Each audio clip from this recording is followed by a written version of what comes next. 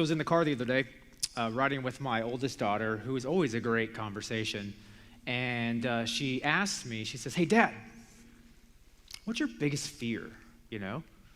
And I'm like, that's a pretty loaded question, which also tells you a little about my personality, because she was probably asking me like a silly thing. You know, people have some silly fears, you know? Like one I never understood is the fear of spiders. You understand that they're like this big, right? I just never understood it. It's like you could kill that thing. Like, it's not even that hard. And so whenever there's a spider in my house, it's usually, "Dad, there's a spider," you know. It's like, no, this isn't a big deal. You know, you can take care of this. Another one that I never really understood is the fear of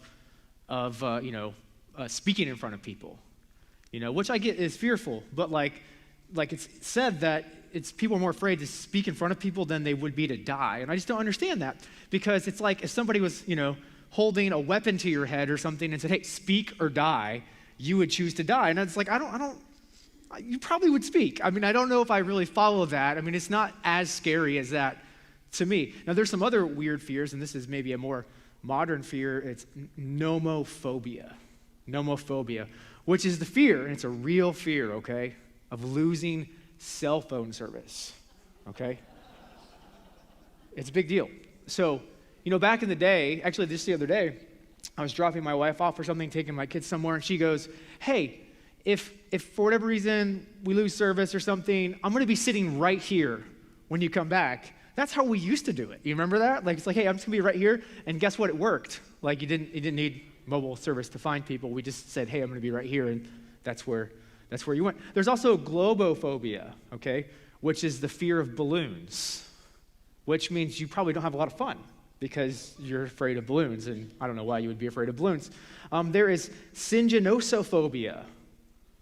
Some of you have this. It's the fear of relatives, okay? We all have that one, okay? Hey.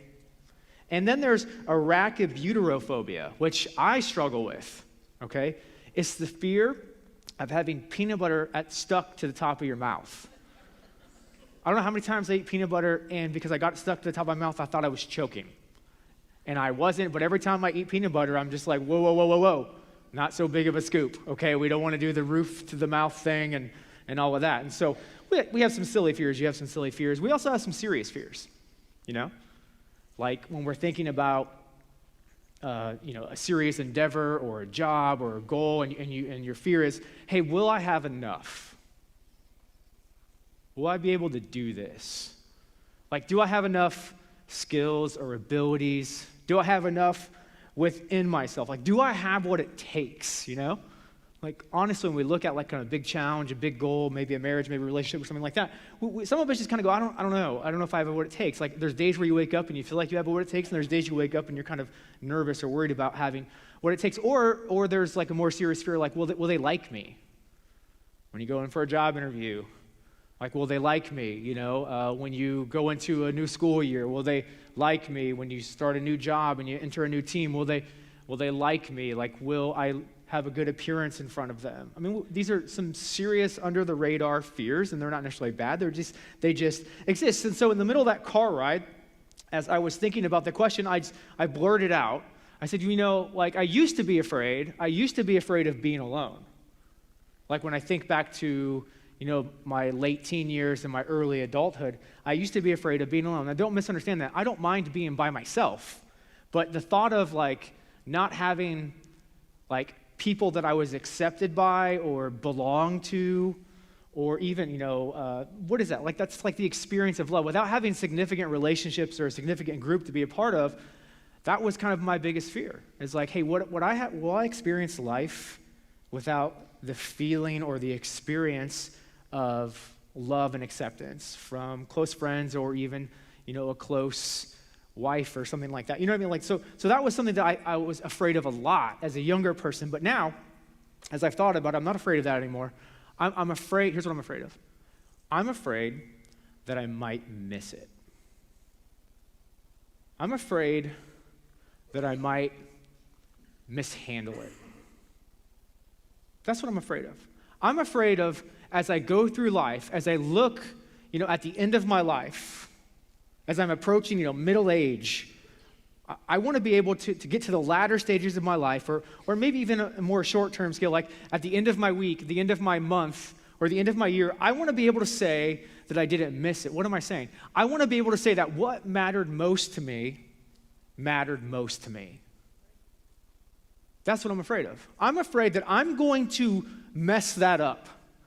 That everything that, God has given me, the most important things to me, that I might somehow mishandle it and they're not the most important things to me. That's what I worry about. That's what I'm concerned with. And if you're a follower of Jesus, not only are you like thinking about, I don't want to miss it or mishandle it. I want all of my resources. I want all of my talents and abilities and time. I want all of that. I want all of that to be about what matters most, but not just what matters most to me, but what matters most to God. Like I want to be able to say at the end of this, that it mattered most, And so I worry about this. And so when I get to the end of my life, how do we make sure what matters most mattered the most? How do we do that? Like is there anything we can do to take a hold of this idea, Is there anything we can do to ensure this? Is there anything I can do? Is there anything I should be banking on to make sure that this happens? Because this is the most important thing, is to make sure what matters the most actually does matter the most to me on a daily, weekly, yearly, and seasonal basis. And I'm sure it does to you too. And so here we are in part 2 of a part 3 series called Banking On, and we're asking this question because you're banking on something. What are you banking on for the interest of your happiness? Like, how do you, as Paul writes to Timothy, how do you take a hold of that which is truly life?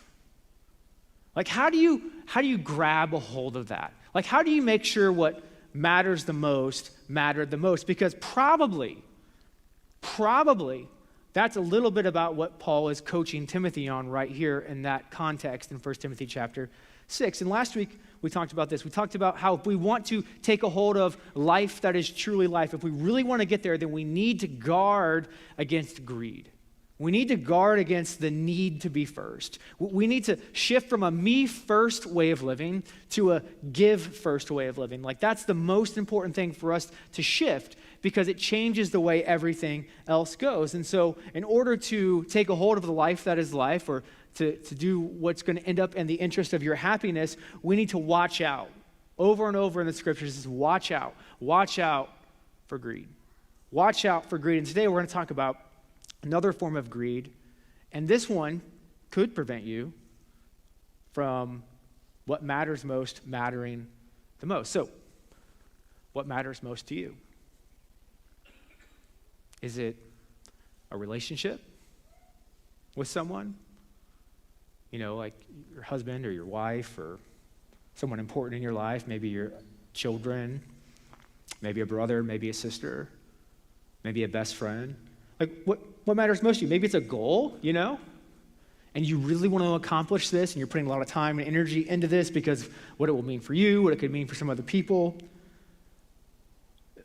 Does your faith fit into this category? Like, it just matters so much to you. You put time, energy, all that. Maybe it's success. Maybe it's just the idea of success. It's like, I just want to be successful. Whatever I do, I want to be successful. Maybe what matters most to you right now is security. We just need to make sure we have what we need to have to do life and to, get through this final chapter of life or get through this next stage of life. Maybe what matters most to you right now is your health. And how what matters most to you is by how much time you spend on it, how much you read about it, how many appointments you have. Like, it just matters most. And of course it matters most. It's your physical body. It's your emotional and mental health. Listen, what matters most to you will be what you pursue. What matters most to you will be what you run after, because you believe, and I believe, that the other side of that is the best interest for your happiness. So what matters most to you? What are your deepest worries? It's a clue to what matters most to you. What do you spend your limited resources on? It's a signal to what matters most to you. So how do we make what matters most matter the most? And my suspicion is that if we mess this up, if we mix this up, we will not end up happy. We'll end up unhappy. And approaching Jesus today is an unhappy person. And listen to how Jesus handles this unhappy person. Luke chapter 12, we're going to read several verses in this chapter, so go ahead and turn there. Luke chapter 12, starting with verse 13. Someone in the crowd said to him, "Teacher, tell my brother to divide the inheritance with me." Jesus replied, "Man, who appointed me judge or an arbiter between you?" And so here's this man who has some kind of family squabble, and it happens to be related to money. And here's essentially what he's announcing. I'm not happy. I need more. I'm not happy with my brother. He's not doing stuff right, and I'm not getting what I want, and so I just need more. So can you fix it? And so in his mind, more or equal or whatever, just more than what he has, that's what's going to fix it. It seems like, just my hunch, just kind of outside looking in, it seems like what should matter the most isn't mattering the most to him. He's focused on the dollars, and meanwhile, the problem's probably in the relationship somewhere along the way. I mean, hey, do you remember the character Jafar from Aladdin? Great movie, loved it as a kid. We watched it recently. Jafar, he's the villain in the movie. Jafar had a vision for happiness. And his vision looked like this: I need more power.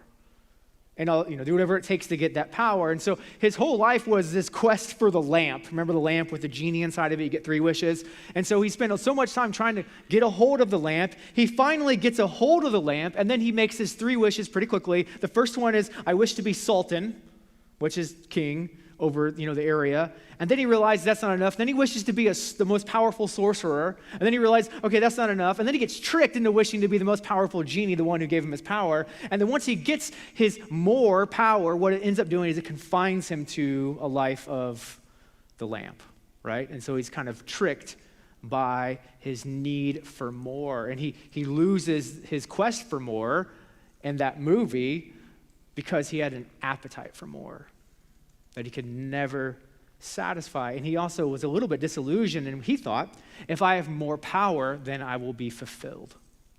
If I have more, then I will have. This is the myth of more.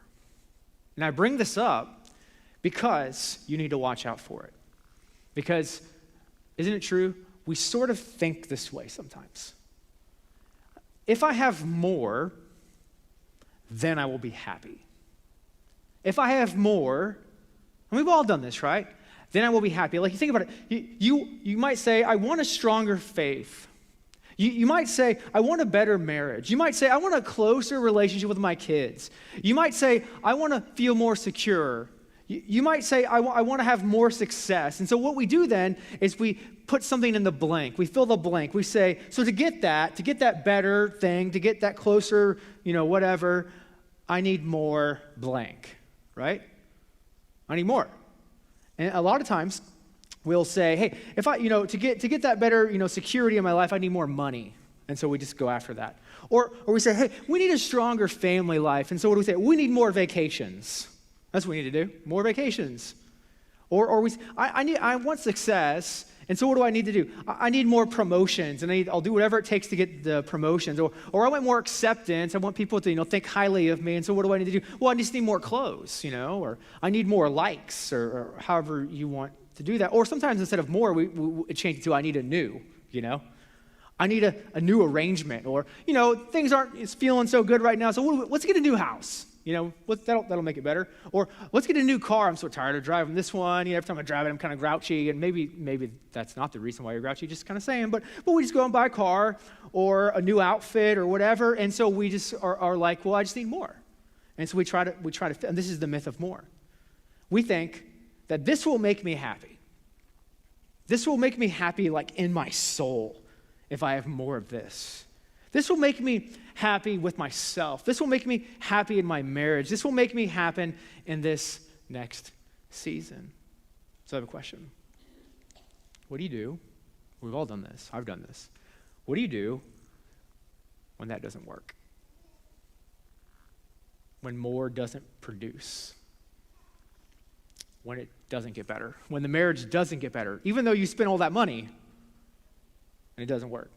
Or, that job change that you knew would, if I just change this and everything, and it didn't. It didn't change anything. So, what do you do when what you banked on to make you happy, which is often more of something, doesn't make you happy? What do you do?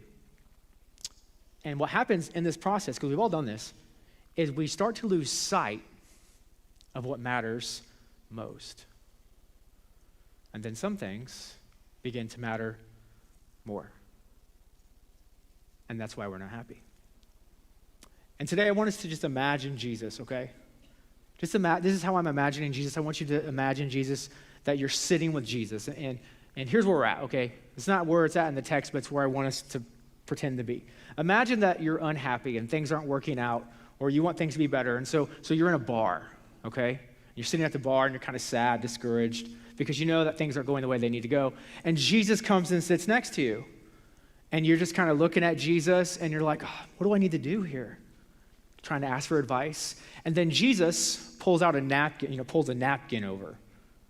And then over the next several minutes, he starts writing, here's some things that will help you focus on what matters most. Here's some things that you should bank on.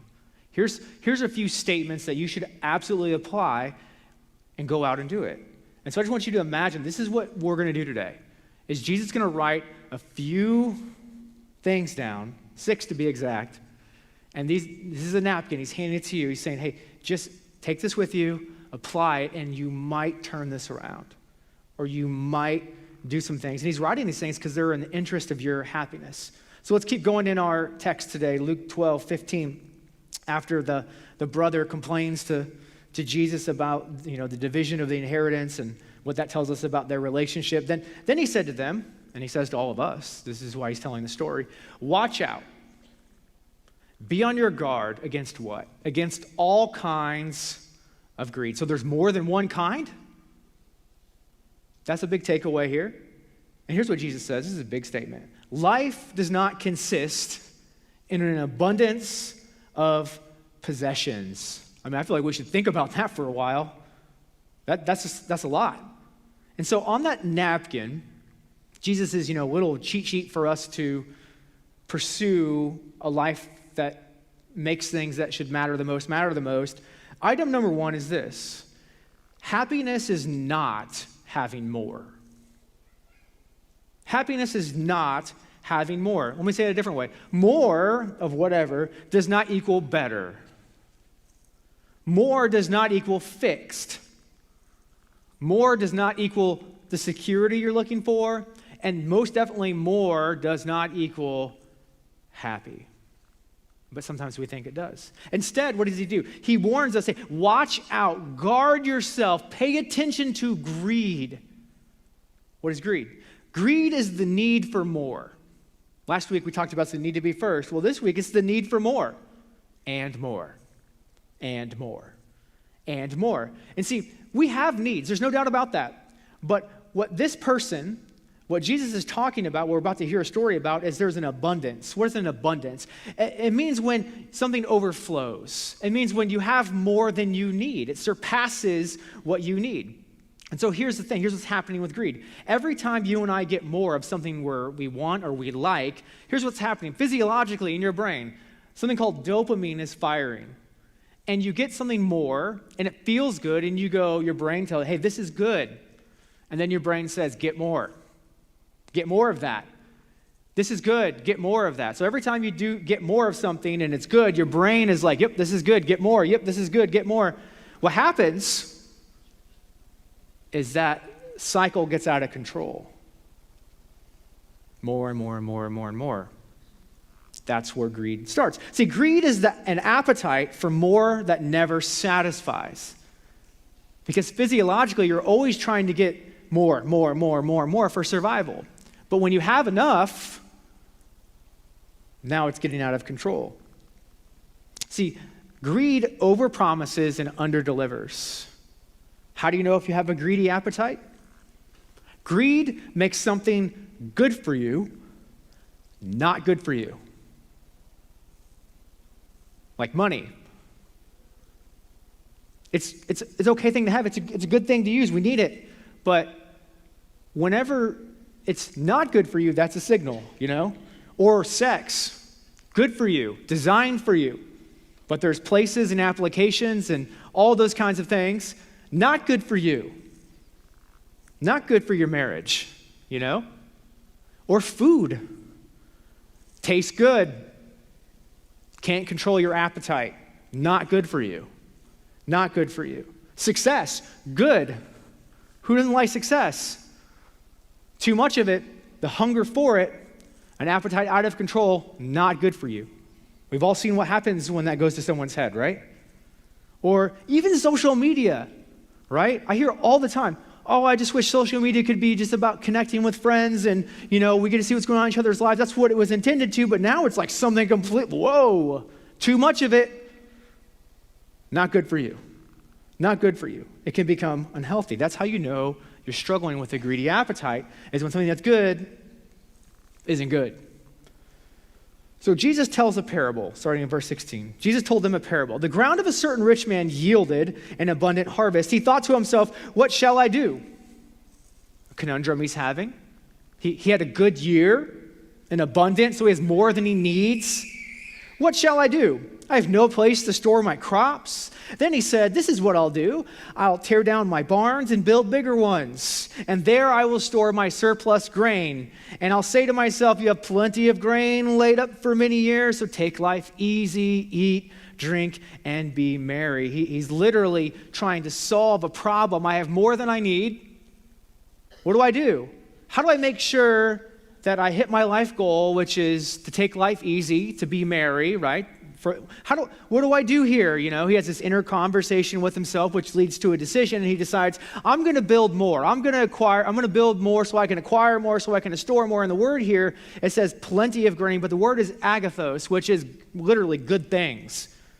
So I'm going to store more good things. I'm going to get more good things, make room for more good things, go after more good things, and then I will be happy. I want to make sure I'm happy, so I'm going to keep going after more. And then think about this. He's going to build bigger barns, which think about the time that's going to take. Think about the plans. Think about the decisions. You guys ever built their house? You know how much that work that is.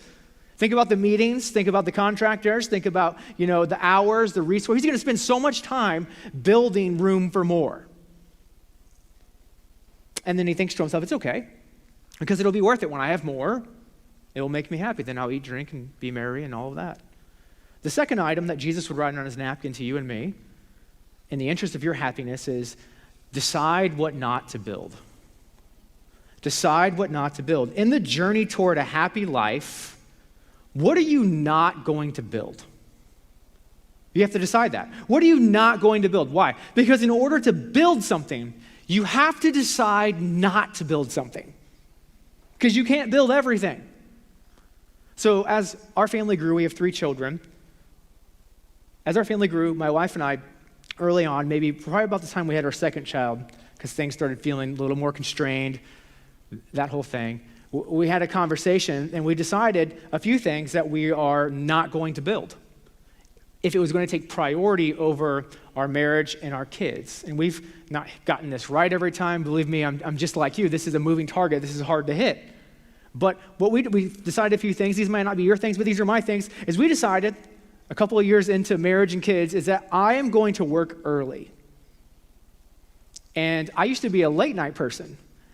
Shifting that around because I need to work early. Why? Because I want to be home when the kids are home. And so I'm going to shift some stuff for me, and I'm going to be home when they're home. So those are 2 things that we decided. I'm going to work early so I can be home in the evenings. And what that means is I've had to say, and I'm still going to say no to several opportunities. And that's so hard to do because so many people ask me to do things and have asked me. And those things could get me more influence, more popularity, more ministry, which I very much enjoy. They could get me more money. They could even just be purely fun. But what am I going to do? I'm going to say no so I can say yes. I'm going to decide what I'm not going to build so I can make sure I'm building what's most important to me. So there's some things I'm not going to build. So what are you not going to build? Because you only have limited resources in this life. What are you not going to build? Maybe for you it's, I'm not going to spend time building my high score or the next level of the video game. And for some of you, especially maybe you're stepping into high school, you're stepping into adulthood, maybe it's time to not care about that because that doesn't matter. Or maybe for you it's, I'm not going to build my golf game, or I'm not going to build my collection or my resume. In some cases, it might mean I'm not going to build my business. I'm not going to build my wealth, because if I give my time and energy to that, and they're not bad things, they're just things sometimes, it might make what matters most not matter most. And so we need to be wise. What are you not going to build? Because what you are building most is actually what you're banking on for your most happy place. The story continues, but God said to him in the parable, "You fool, this very night your life will be demanded from you, then who will get what you have prepared for yourself? This is how it will be with whoever stores up things for themselves, but is not rich toward God."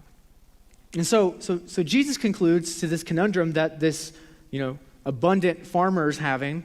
He says, it's foolish to think more will make you happy. Why? Because listen, this is so important. More means your happiness is never here. Did you catch that? It's always after. It's always when. It's always over there. It's always when you run after that and get that. It's always when you acquire that. It's always after you build that. And it's never here. Why? Because here you're always striving for more. And you're never actually in a place of happiness. So what if your life was demanded of you today? Not then, not later, not after you build bigger barns or whatever you're after. Like today, are you happy today? Jesus would write, item number 3 on his napkin. He would say, hey, don't build for yourself. Know what to build, but who are you building it for, Is it for you? Is all of your primary efforts and energies and resources just trying to fill your unfillable appetite? I like what Galatians 5:17 says. It says, for the desire of the flesh is against the spirit against the flesh, for these are in opposition to one another in order to keep you from doing whatever you want. What is this saying? This is saying that in you there's a daily battle. There's something in us working against us, and what is that? That's you. You are working against you. Your appetite for more is pulling you away from what matters most, and then there's something in you that's trying to get back to what matters most. It's this pull, it's this push that's happening all the time. So which you, the spirit or the flesh side of you, which you is going to win? Which you is going to win this battle? Will you build what's most important to you, or will you build what's more important for you? That's the battle. We're all in that battle. You might build great wealth. You might build a good business, a great reputation. You might have an awesome collection, but at the expense of what? Is it at the expense of what matters most? So far, Jesus has written down things that tell us what not to do. The rest of the napkin is to tell us what to do. Jesus goes on to some teaching after this. We don't always connect this story with this teaching, but I think it connects very nicely. It's verse 22 through 30. Here's what it says. Then Jesus said, so after telling this story, then Jesus said to his disciples, therefore I tell you, do not worry about your life, what you will eat, or about your body, what you will wear, for life is more than food, and the body more than clothes. Consider the ravens, they do not sow or reap. They have no storeroom or barn, yet God feeds them. And how much more valuable are you than birds? Who of you by worrying can add a single hour to your life? Since you cannot do this very little thing, why do you worry about the rest? Consider how the wild flowers grow. They do not labor or spin, yet I tell you, not even Solomon in all of his splendor was dressed like one of these. If that is how God clothes the grass of the field, which is here today and tomorrow is thrown into the fire, how much more will he clothe you of little faith? And do not set your heart on what you will eat or drink. Do not worry about it. For the pagan world, people who don't follow God, run after all these such things. And your father knows that you need them. What I find fascinating about this is Jesus doesn't say, don't worry. He says, don't worry about what? Tomorrow. He says, don't worry about running after all of those things for tomorrow. But he does say, worry about today. Because if you don't, you might miss what matters most.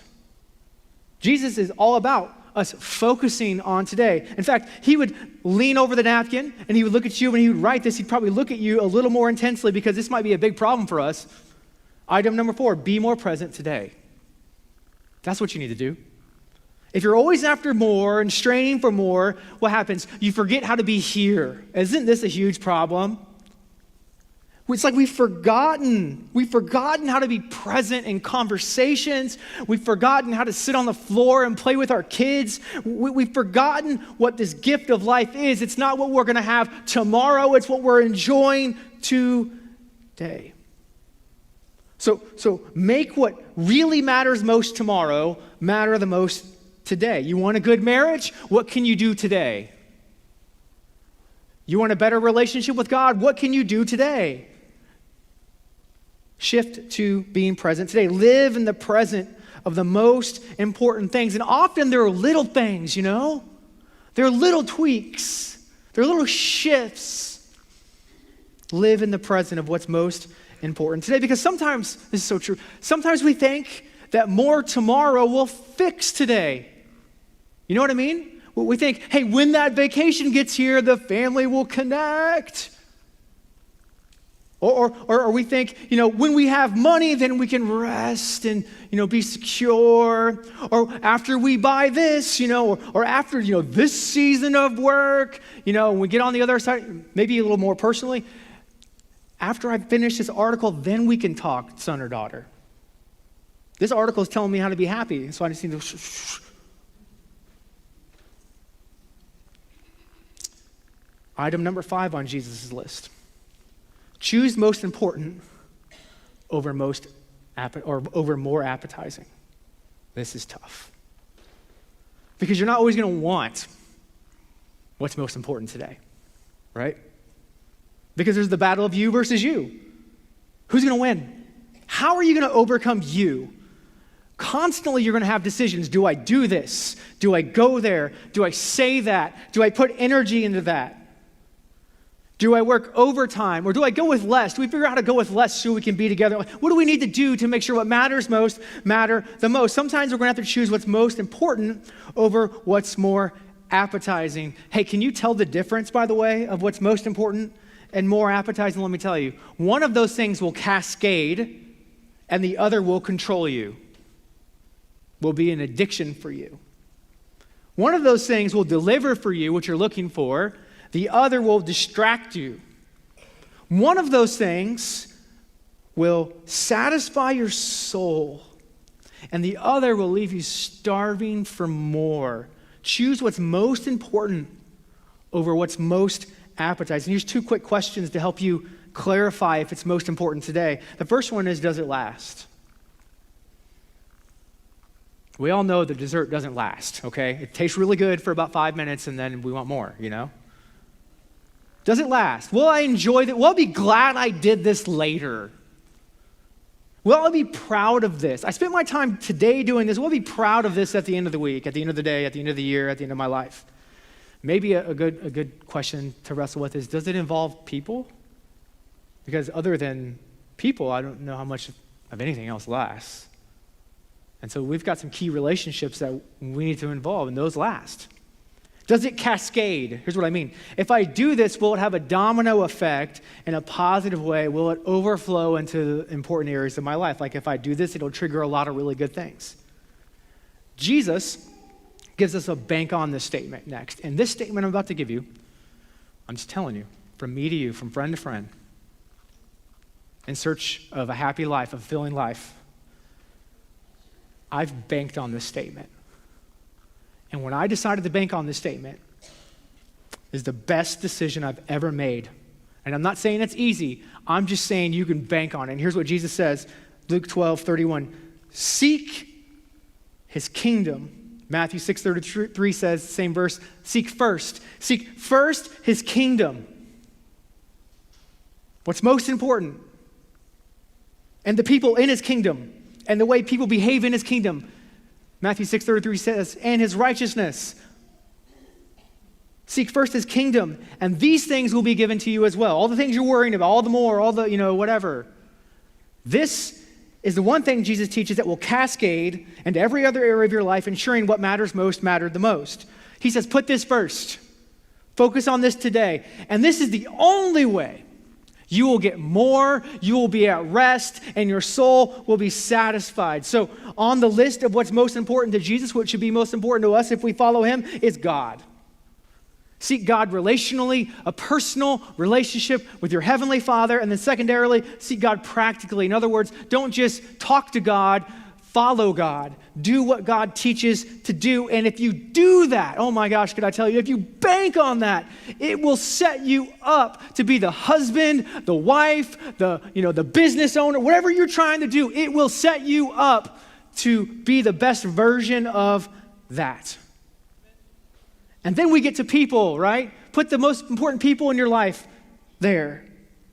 Your friends, your marriage, your kids. And then we get to things, health, stuff, responsibilities, your career. Like, those are things. But your relationship with God and your relationship with people, those are not things. Those are what matter most. Those are what matter most. At one point in my life, when I was younger, college age, really adolescence up into college, I had two really big passions. And one of those passions was like music and playing the guitar and stuff like that. I just really enjoyed it. I played in a band. They kicked me out, but anyway. So another story for another day. But anyway, I really enjoyed it. I loved listening to music, all that kind of stuff. And then, as I became a follower of Jesus, I felt a call in my life that I needed to start preaching and to start communicating and start sharing truth with people. And so there was a time in my journey where one summer, I can remember it, like I wanted to give up on preaching and speaking and leading because I felt terrible at it. I was like, I'm no good, And I wasn't. It was terrible. I mean, every time I would talk, no one would get it, and I would just be like, oh my goodness. I thought about giving up. And then I just was reminded, no. This is the most important thing for you to seek, Tim. This is what you're here for. So keep doing this. Not too long after that, I was in my dorm room, and my roommate walked in. He's a drummer, and I'm playing the guitar, something that I wrote up. And I stop and I look over and say, "Hey, man, how do you think this sounds?" And he says, "Not very good." Ouch. A couple of weeks after that, I'm sitting where you are, listening to somebody talk about something sort of like this, and I felt like I had to make a decision. This was just for me. I don't know what it is for you. I felt like I had to decide. Am I going to keep trying to pursue that, music, guitar, whatever, I love it, all that kind of stuff, or am I going to pursue getting better at what I'm doing right now? And, part of me was like, well, you just do both, But I'm not that talented, really. I have to work really hard at stuff. And so something in me just knew that, hey, I need to give up playing music right now so I can focus on this, so I can give my all to this. And that might not make much sense to you. It doesn't mean I'm going to give it up forever. It just means right now, this can't be something I'm trying to do because I really want to do this. I really feel like I'm supposed to do this. Listen, I had to give up something to give my all to something, to a more important something. And that's my story. And this is what the last thing Jesus would write on the napkin to you today. What do you need to give up so you can give your all? What do you need to give up today?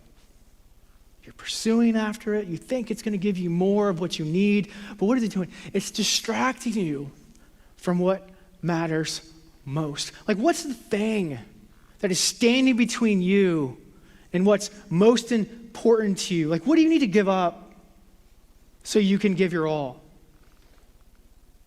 It might be a pursuit. It might be a hobby. It might be a self-first mentality. It might mean you need to say no to something or a lot of some things. Listen, what is good? It's a good thing, but it's not good for you. You know what I mean? Like, maybe it's not even a sin, but it's like, nope, this is a distraction. This isn't good. Maybe it's not a sin yet, but it could be. Maybe it's fun. I mean, it's not a sin, but it's just fun. Listen, but it's not in the interest of your happiness. Like, what are you running after? You need to stop running after, or at least running after it first. Like, is it your career? Is it entertainment?